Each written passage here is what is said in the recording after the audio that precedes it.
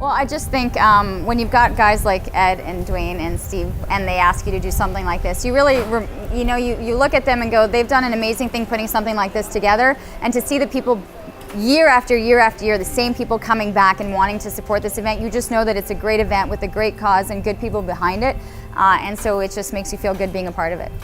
Started 10 years ago.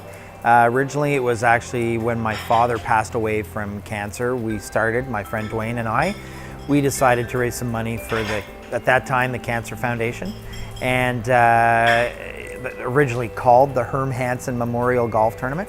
And then we switched it over to become the Let's Take a Swing at Cancer 10 years ago. And here we are today. We used to run tournaments, myself and Ed Hansen used to run tournaments, just 8, 10 of us get together, hit a few balls, have a lot of fun. In 1997, Ed's father passed away from colon cancer. And we said, you know what, let's take it a bit higher. Let's start something, raising money for the Regional Cancer Foundation. And we started with 36 golfers that first year, and it's developed into this, which has been incredible.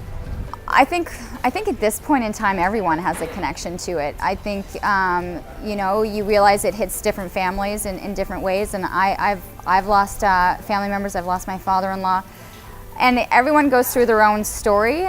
And I think the stories are changing. I think there's a lot of stories of really hopeful stories now, especially with the Maplesoft Center and how people here in the region are dealing and coping, not only themselves, but their families and their children, in terms of the cancer coaching that's happening, in terms of the research that's being done, even right here in our own region. And so when people mention the Ottawa Regional Cancer Foundation or the Maplesoft Center, there's an association, but it's not always because someone had to use it or someone is going through it, but because there's just a wonderful positive aspect behind what it is that these organizations are doing. We're so fortunate to have the great sponsors where every year we come to the table asking for money, and they step up and do more than we even ask or imagine. So without the sponsors, we would not have this tournament for sure.